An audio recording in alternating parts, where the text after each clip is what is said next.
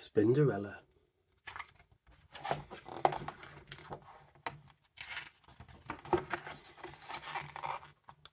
The children of Scuttleton Primary School were eating their dinner, fish fingers, potatoes, and peas. High up above them, the spiders of Scuttleton Primary School were eating their dinner, flies, flies, and flies. "How many flies have we got today, Mum?" asked Spinderella, the smallest spider. "Lots," said Mum. "Loads," said her brothers and sisters. "That's not a number," complained Spinderella. "Never mind about numbers. Eat up your flies," said Mum. After dinner, the children went out to play football. The spiders swung down to watch.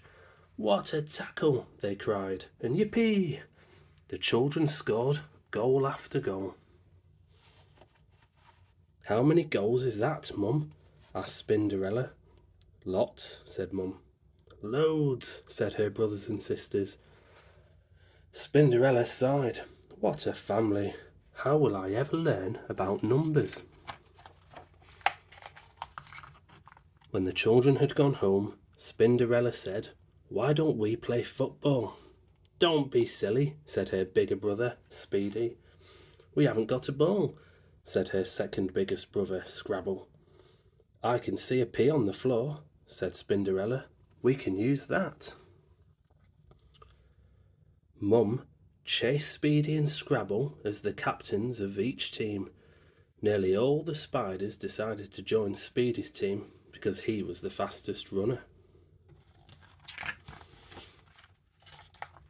Speedy's team scored all the goals.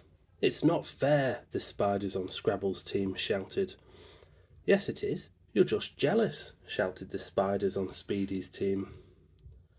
To make things worse, the spiders hurt their legs kicking the pea.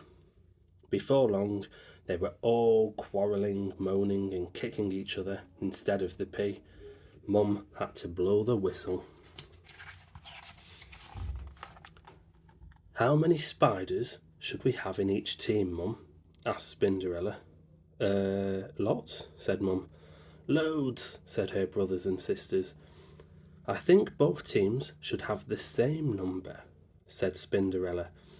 But her brothers and sisters all turned on her. "Down with numbers," they yelled.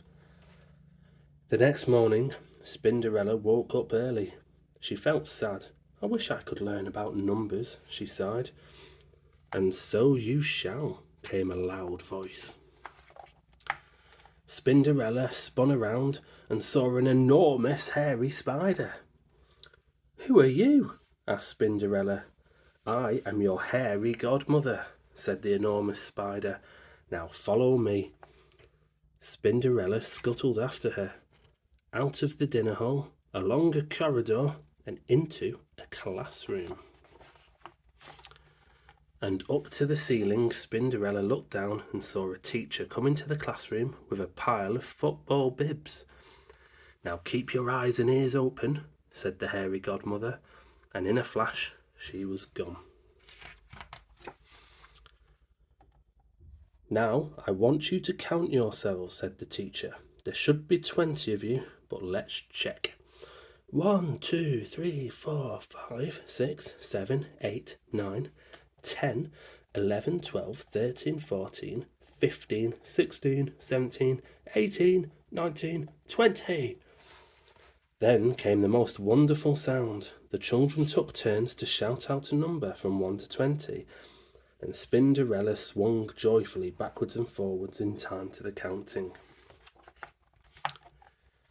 The teacher gave out the football bibs. "Put them on and find the others with the same colour," he said. Soon there were 2 groups of children. "How many in each team?" asked the teacher, and the children counted again. 10 reds," said a girl in red. 10 blues," said a boy in blue. "The same number," shouted Spinderella. She was so excited that she let go of her thread.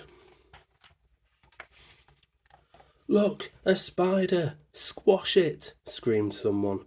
Spinderella froze in terror. "Well, let's put it out the window," said the teacher, and that's what he did.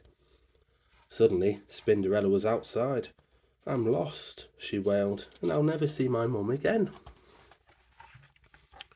But then she turned around and spotted 2 football goals. "Oh, I know where I am now," she said. She scuttled round the outside of the school, in through the open window of her dinner hall, and up to the web. "Hello, Mum. I can count up to 20, she said. "Never mind about that. Eat up your flies," said Mum. "But I'm going to count them first," said Spinderella, and she did. "I've got 14 flies," she told her brothers and sisters. "So what?" they said. "Down with the numbers, up with flies and football." That night, the spiders decided to play football again. Mum said, "Spinderella, I've been counting. There are 10 of us, so we need 5 spiders on each side." Some of the spiders muttered, "Down with the numbers," but Mum shut them up. Spinderella sorted them out into 2 teams of 5. She was in Scrabble's team, and she also helped Mum to keep the score. This time no one quarrelled or kicked each other, and at half-time each team had scored 3 goals. But still the spiders kept hurting their spindly legs kicking the pea. "I wish we had some football boots," sighed Spinderella. "And so you shall," came a voice, and it was the hairy godmother again. "How many boots do you need?" she asked. "Lots," said Mum. "Loads," said Spinderella's brothers and sisters. "Well, that's not good enough," said the hairy godmother. "I need to have a number." 8, shouted Spinderella. "We've each got 8 legs, so we each need 8 boots." "Well, that's easy. Done," said hairy godmother. There was a flash, and there on the floor were 10 little piles of boots. Each pile had 8 boots in it, and the spiders put them on and laced them up. Then they had a wonderful second half. They scored goal after goal. The hairy godmother clapped and clapped. With only a minute left to go, each team had scored 8 goals. "It's going to be a draw," muttered Spinderella. But just then the ball came her way, and she gave it an almighty kick.